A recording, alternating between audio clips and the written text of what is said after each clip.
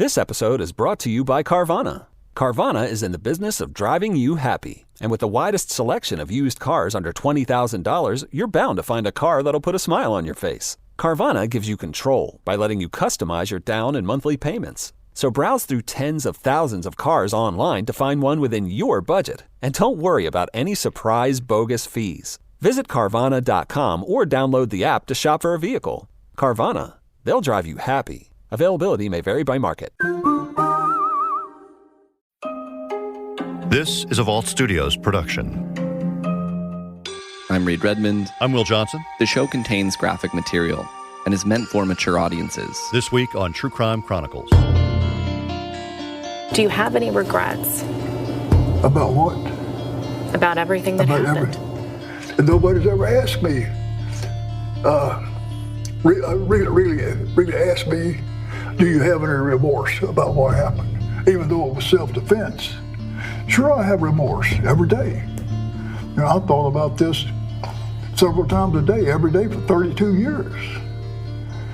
You know, I wish it hadn't have happened. For 32 years, Carl Wayne Buntion waited, as did the family of Houston police officer James Irby. In April, the waiting finally came to an end. I think we're both really just ready to close the chapter on this part of our lives. We're both just ready to finally not have it hanging over our family's head. We want to be able to finally move on.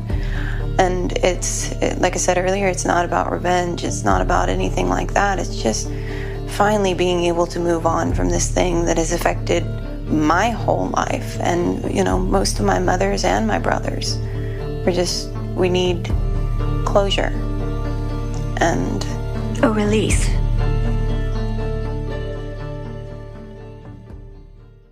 This episode is brought to you by Carvana. Carvana is in the business of driving you happy. And when you're shopping for a car, there's nothing sweeter than landing within your budget sweet spot. That's why shopping with Carvana makes it easy to browse through thousands of cars you can afford. Once your budget is set, that's what you get. And we won't surprise you with any bogus fees. Oh, sweet. So visit Carvana.com or download the app to shop for a vehicle. Carvana, they'll drive you happy. Why choose proven quality sleep from Sleep Number? Because our Sleep Number 360 smart bed is really smart. It senses your movement and automatically adjusts to help keep you both comfortable. Plus, it's temperature balancing so you stay cool. It's even smart enough to know exactly how long, how well, and when you slept, and to help you get almost 30 minutes more restful sleep per night. Sleep Number takes care of the science. All you have to do is sleep. Save $1,000 on the Sleep Number 360 Special Edition Smart Bed Queen now only $19.99, plus free premium home delivery when you add a base. Ends Monday. To learn more, go to sleepnumber.com. In June of 1990, James Irby was just 37 years old. He was a husband and father with 2 children under the age of 4, a son, Cody, and a daughter, Callie. And at 37 years old, Irby was already making plans to retire after 17 years with the Houston Police Department. Earlier this year, KHOU Channel 11 reporter Grace White sat down with Irby's widow, Maura Irby. Tell us about Jim. It's such a cliche, but the love of my life. We were just crazy about each other. Obviously, we had 2 children in 5 years. If we weren't working, we were together. We were rodeoing or taking the kids to the zoo. He was my hero. He helped me through some rough times, and we built a great life, and we had lots of plans. He was nearly 20 years with HPD and was planning to retire and open a feed store and pretty much be a stay-at-home dad. Maura Irby remembers the last time she saw her husband on the morning of June 27th, 1990. That morning, he'd come in late the night before off of a dignitary escort. President Bush was in and out of town at that point in time.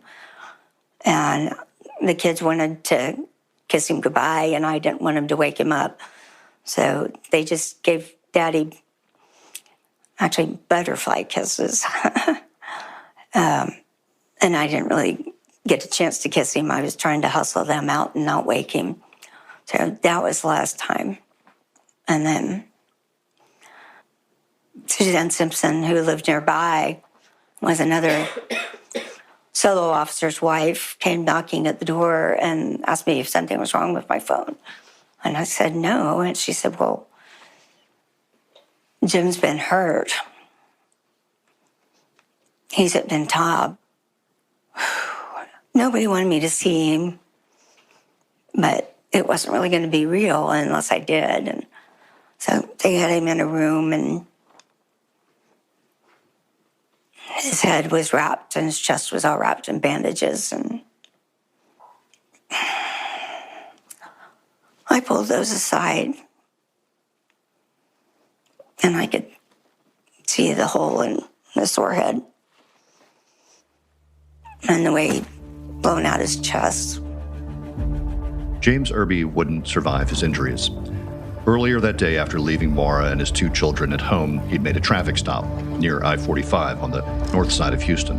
It was a traffic stop in 1990 where Carl Buntion was the passenger in a car, and HPD officer James Irby pulled him over for a traffic stop. And he gets off of his motorcycle, approaches the car, and Buntion gets out of the passenger side of the car and shoots. He falls to the ground. Bunchen shoots him twice more, then goes on a shooting spree in the neighborhood before he's eventually arrested. There were witnesses, and Carl Bunchen's defense has always been that it was self-defense, but a witness said this officer never pulled out his gun. But even if he had, he certainly had the grounds to, being a Houston police officer during a traffic stop. Carl Bunchen had an extensive criminal history. He was out on parole when he shot and killed Officer James Irby. So the big headline that came out of this case is Bunchen was on parole at the time. So he was a career criminal who had spent most of his adult life in prison, and he was out on parole for sexual assault of a child when he shot and killed Officer Irby. So a lot of people were upset after that, wondering, why he was allowed out and continuing to be a danger to society. They had already, those 2 men in the car, had already been paroled. They were out on parole for about 6 weeks and had failed to report to a halfway house within 24 hours. But the blue warrant, the paper that stated that they were in violation of their parole, wasn't signed until the day after Jim was killed. Bunchen had a criminal record, and he'd been out on parole, I believe, for just a few weeks when he killed Officer Irby. And it raises the question again about whether or not people with criminal histories can be allowed back out on the street. I mean, this is something we're arguing about now, and that was the occasion back then. Your thoughts? This is a horrible offense, and, there's no question that the facts here are not in his favor regarding any self-defense issues. But, bond is something that people should be entitled to in certain cases. Certainly in this county, what we're seeing is a lot of bonds being set in violent cases, in capital murder cases. And I think everybody on both sides of the bar agrees that that's unusual and probably not appropriate in many of these cases, given the violent nature of the allegations that's before these judges. But ultimately, Bunchen's self-defense claim didn't hold up in court. On January 24th, 1991, less than a year after Irby's murder, Bunchen was sentenced to death. But Bunchen, nevertheless, was convicted for capital murder in 1991 and then sentenced to death. The jury decided he should die and pay the ultimate price in Texas for this crime. When you got to the first trial, what was that like to go through that? Oh, agonizing, terrifying. I wasn't really in favor of the death penalty at that point in time. I've spent most of my adult life working to try and save lives and keep people alive, but the only alternative, because there was no life without parole at that point in time, was that he would be eligible for parole in about 10 years. And that was just unacceptable. Bunchen was sentenced to death, but he continued to argue that the instructions the trial court provided to jurors didn't give them a means by which they could consider mitigating evidence. In 2009, 18 years after his conviction, The Texas Court of Criminal Appeals agreed the jury received an improper instruction when it decided Buntion should be put to death. His death sentence was vacated, and Carl Wayne Buntion was granted a new punishment phase of his trial. An appeals court ruled that he should get a retrial just of the punishment phase. They heard his appeal that juries didn't get to hear about his abusive childhood during the original sentencing phase. Grace White asked Irby's daughter, Callie, who was just 1 at the time of his death, what it was like to be there in the courtroom with Buntion more than 2 decades after the murder of her father. You no longer were a baby, you were an adult. What was that like to stand beside your mom and go through that resentencing phase? Because I was so young when he died, it wasn't really real for me, I guess. It was real in the fact that I didn't have my father. I didn't have a father to, spend Father's Days with, or go to father-daughter dances with, or, I'd always thought about the fact of who's going to walk me down the aisle, when I end up getting married. But then when we went through the trial, it made it all so much more real, so much more, painful, because I, saw all the evidence, and I testified with Bunchen there. When the jury returned another death sentence, were you relieved? I was. We were. But he did appeal over the years. Various times, his attorneys trying to argue that he was no longer a danger to society, that he was the oldest person on Texas death row, and that it was cruel and unusual punishment to go through with the execution. And for another decade, Carl Wayne Bunchen remained on death row, filing appeals and waiting, eventually becoming the oldest person on Texas's death row at the age of 78. Joining us now, KHOU 11 legal analyst Carmen Rowe. And Carmen, why did it take so long for this execution to take place? So, Lynn, like any death penalty case, it goes through a long legal battle after death is assessed. But this case is unique because the law in Texas changed after Bunchen was sentenced to death. And that law change required juries to consider mitigation evidence before assessing a death sentence. And in this case, there was no question that Bunchen's childhood was traumatic and marked by abuse. Bunchen's attorneys argued as of late that he was no longer a threat to society, partly because of his age. The courts didn't see it that way. Have you ever heard that argument before? No, Lynn, I haven't. And neither has the Fifth Circuit, who made clear that, 1, there's no legal basis for this claim. 2, it was untimely and it should have been raised in front of the jury who assessed death. And finally, dealing with his future dangerousness, they said it's not a certainty, it's a probability, one that was weighed by a jury. And ultimately, they made the determination that he was a future danger in this society. And so they gave him the death penalty as a result. You talked about these death penalty cases sometimes dragging on in the courts. And in fact, an appeals court vacated his death penalty in 2009. Do you know what the reasoning was for that? Yeah, so it was because of this law change. So in 2009, a jury convicted him and a jury assessed the death penalty, but they didn't consider that mitigation evidence dealing with his childhood and whatnot. And so in 2012, he was then presented to another jury that found him guilty. And that second jury, after considering all the mitigation evidence, again assessed the death penalty in this case. Time now for your top 4 at 4:30. An execution date has been set for a man convicted of killing a Houston police officer more than 30 years ago. Carl Bunchen shot and killed. In January of this year, Harris County District Attorney Kim Ogg announced Bunchen's execution date would be April 21st, 2022. On April 6th, Bunchen's attorneys filed an appeal in federal court attempting to stop the execution, with 2 key arguments, citing cruel and unusual punishment and equal civil and legal rights. The appeal was denied, and in the days leading up to his execution, Grace White sat down with Bunchen on death row. He was 78 years old, and we interviewed him on death row. And he talked about aging and the effect that death row has had on him. The most interesting thing to come out of our death row interview was that Bunchen did express remorse. The widow was surprised by that. She said it was the first time she'd really heard a documented case of him expressing remorse. What do you want to say, Carl, to the family of that officer, the family of James Irby? I'm sorry it happened. If I could change it, I would, but I can't. And I know that leaving a young wife with kids, it's hard on her, and well, it's been hard on me for 32 years too. But you also have to consider that he still stood by his self-defense stance that he's been saying all these years. So you can still remember that day? Yes. I can remember everything that happened that day, yeah. Why did you shoot Officer Irby? Why? Because he was fixing to kill me. When I pulled my gun, it was in self-defense.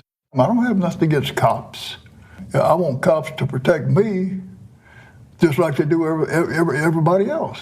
I did not carry a gun to protect myself against cops. But the crowd that I ran with, that's why I carried a gun, because most of them carried a gun, you know. And it was just to protect myself against them. I've never had nothing against cops. I know they got a job to do, and I don't have a hard feelings with cops. Why did you have a gun on you that day? For self-protection, because the people that I deal with, the people that, like pimps and gangsters and thieves, burglars and shoplifters, and I mean, that's the element that I grew up in. And that's not the first time I've carried a gun. I've carried a gun all my life, ever since I was about 16 years old. But it was never, I never carried a gun to have a shootout with the police. It was for my own protection against the people that I dealt with every day, my environment. I did find him very easy to understand, easy to converse back and forth with. We spoke for about an hour. He answered my questions, and he was able to recall that day. I asked him how often he thinks about it. He says he thinks about the case every day. He spoke directly to the officer's widow, expressing that remorse and speaking about her children, and telling me that he realized he took a father away from his kids. The children of Officer Irby were 3 and 1 years old at the time. So it was certainly something that he was still able to discuss, to tell me about in detail, and to reflect on. How often do you think about that day? Every day. Many times a day. You know, I wish it had never happened, you know, and it's something I can't change, you know. That day, when I took that gun with me that day to go to the radiator shop, I had no intentions of using it on anybody. It was just another normal day to me. How do you plan to spend your final days? Well, just like I do every day, I'll read my Bible and I'll read other books. I like to read. And I'm too old to go out. They let the other inmates go out to recreation 1 hour a day, and they got what they call the yard. They can go out there for 1 hour, unless it's raining. But I'm too old. I've got a pinched nerve in my leg, and I can't go to the day room and walk around because I can't stand up that long. And I have to use to take a shower, I have to use, they've got a medical shower, a handicap shower that's got rails on the side and in a place where you can sit down, you know, because I can't stand up on two legs. And I'm really, physically, I have bad kidneys. But after 32 years, Maura Irby finally got the call that James Irby's appeals had been exhausted. His execution date was set. We really were caught off guard by the decision to execute Buntion. After nearly 32 years, we just figured he was just going to die of old age. But we're moving towards it, and we'll move through it as a family. They themselves wrestled with the death penalty. Mara Irby, the widow, said she was a nurse who spent her life saving lives, and to think about somebody losing their life was difficult for her. She told us at the time, before the execution, she wasn't sure she could witness it. She ultimately did. She was one of the witnesses there that day, but she said it was a difficult thing for their family to walk through, but that they had each other. They have a lot of support. Her children were with her in Huntsville for the execution, standing by her side. Their son chose to witness it. Their daughter was outside with dozens of officers who showed up in support of the family. So she talked about the support and really having that encouragement and the support around them, helping them get through this.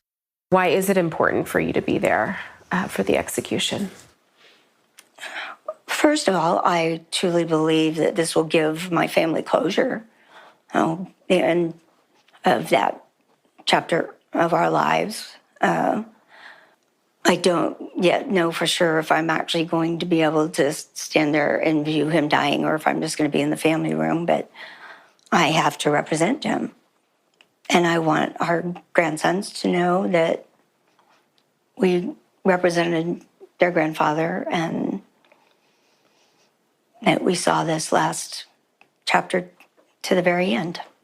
Officer James Irby was killed in the line of duty back in 1990, and today his killer is set to be executed. On the afternoon of April 21st, Grace White arrived at the state penitentiary in Huntsville, Texas. So you arrive in the afternoon and they hold media across the street in the administration building. And then once 6 o'clock comes, which is the time the death warrant is active and all the legal hurdles have been cleared, they walk the media across the street, which usually is an uneventful walk. There's protesters generally outside, maybe a handful.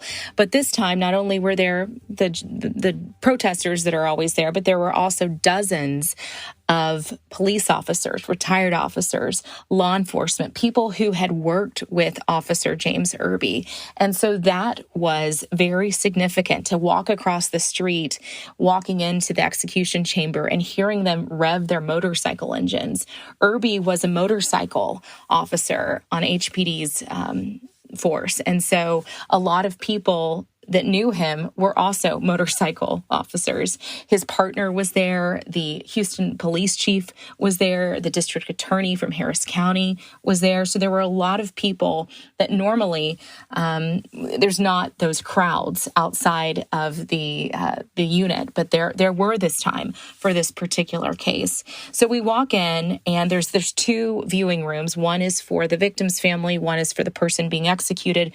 They're both allowed supporters, family and friends. Inside the execution chamber, Buntion was joined by a spiritual advisor, praying alongside him. This is something new, now being allowed after the Supreme Court recently ruled that a prisoner is allowed to have a spiritual advisor in the room.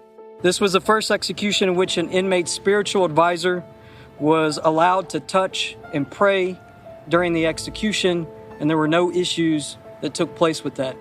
So that was the first person that spoke, the spiritual advisor, when we were in the viewing room. When the execution began, you heard the spiritual advisor praying for almost 5 minutes before the final statement. And you never know how the final statements are going to go. Sometimes the person being executed says nothing. Sometimes they say a sentence. Carl Buntion said a lot. He also spoke for almost 5 minutes, expressing remorse, talking directly to the widow and to the children of Officer James Irby. And he also said that he found Jesus behind bars and said he would see them in heaven and greet them with a hug. And that went on for several minutes. And then once he said to the warden that he was ready, the next voice we heard and the final voice we heard was the spiritual advisor, again holding a Bible in his hand, reciting Psalm 23 and placing his hand on Carl Bunchin's ankle during the execution as those lethal drugs are being administered. And again, the process takes about 15 minutes. And we heard Bunchen recite a few verses, and then he goes quiet. A lethal dose of pentobarbital was administered, and 13 minutes later, he was pronounced deceased at 6:39. So once the process was finished, we walked back outside, and traditionally there is a press conference. The prison system will give the official time of death, will explain how the process was conducted. But this time, it was a lot longer of a press conference. The widow did decide to speak. She was surrounded by her children. I felt like I took the deepest breath I've been able to in the last 32 years. I feel joy. I'm sorry that someone died, but I didn't think of him as a person. I just thought of him as a thing, as a cancer. The police chief spoke. The district attorney spoke. It was really a significant moment for them to close this chapter of their life, an emotional chapter and one they've lived 3 decades. Here in Huntsville, the silence spoke volumes. Family and friends, supporters for each side creating a clash some 30 years in the making. A one-way street separating two groups with various views and opinions. On this side, HPD, along with motorcyclists and other supporters for James Irby's family. We will forever stand by our survivor's family. Irby was on the force for 18 years. Gary Blankenship was one of his partners. I've gone through 32 years, 2 trials with the family, watched the kids grow up. Jim and I had kids the same time, and our families were close, and it's just finally there's a little closure here. Closure for one side meant more pain for the other. This is video of one of Bunchin's friends that witnessed his final moments. She was seen making obscene gestures in the direction of police and Irby supporters. The criminal here is the state of Texas. Gloria Rubach with the Texas death penalty abolition movement drove from Houston. I'm here because I oppose every single execution in the state of Texas. Her point of view? Why do we kill people to show that killing people is wrong? To that, here's Harris County District Attorney Kim Ogg. Carl Buntion was a career criminal when he graduated into sex offending and became a child rapist. After that, he became a cold-blooded executioner. God rest the soul of James Irby. There was no shootout. There was a murder of an officer in full uniform in the line of duty. Death row is a difficult place. You have lots of people impacted by these cases, and certainly death row is the culmination of that. You have the victim's family who's lived this case, obviously dealing with the loss of a loved one, but you also have the person being executed. They have supporters, they have family and friends, and so you have these two groups that are really coming together to witness something that is really hard for everyone involved. And so here we are tonight, the death of Carl Wayne Buntion, 32 years. In your time as a lawyer, do you recall when somebody's been on death row this long? Never. I mean, generally, I know the average that you gave was 11 years. I mean, generally, prior to 1990, I think most individuals sat on death row for about 20 years, but 30 years is a really long time. And there's other cases that were also retried because of this change in the law in Texas. And those individuals did not stay on death row as long as Bunchen. And so this case is really unusual because we see this elderly gentleman who doesn't look like a future danger, who looks like someone who we could send home, but that's just not the way that the law works in Texas as we deal with the death penalty after a jury has assessed that death is appropriate in the case for all of the reasons that they're charged in the jury charge. I wish like hell it never had happened. If that was Miss Irby sitting right there, I'd tell her the same thing. I'm sorry it happened. My heart aches every day for her and her kids. So maybe my execution will set their mind at ease a little bit. I mean, I can't bring their dad back, but maybe by me being executed, maybe they could finally put this thing behind them, and look to the future. This episode is sponsored by CuriosityStream, the streaming service with the best collection of documentary films and TV shows. New this week, can we prevent cancer with our actions? Explore how our diets, lifestyle, environments, and even technology can possibly prevent this deadly disease on the groundbreaking series, How Not to Get Cancer. Now on CuriosityStream. Get an annual plan for just $20. That's $1.67 a month. Visit CuriosityStream.com to sign up today. This episode is brought to you by Cox Contour TV. Sometimes it's hard to decide what to watch, but Cox Contour TV helps make that decision easier. Enjoy live TV, on-demand programs, DVR recordings, and music all in one place. And only with the sound of your voice with the Contour voice remote. Plus, catch the golf and basketball action you've been waiting for on the Contour Sports app. Learn more at cox.com/Contour. Hey, True Crime Chronicles listeners, Reed Redmond joining Will to close out this episode, as always. Will, as we heard, Carl Wayne Buntion spent more than 3 decades on death row, and it's actually that length of time that ended up being one of the reasons his attorneys argued he shouldn't be executed. Can you explain that argument a bit more? Well, you're right. He spent decades behind bars on death row, and in fact, according to his attorneys, often spent 23 hours a day in a cell by himself during that time. So Carl Bunchin's attorneys said he'd been on death row for so long that it really undermined the rationale for the death penalty, and that's what they basically expressed in their final appeal. They wrote, quote, "Because of the excessively long time he's been incarcerated under a sentence of death and held in solitary confinement, most of which was due to the state's errors, executing Bunchen would not serve the purpose of either retribution or deterrence," end quote.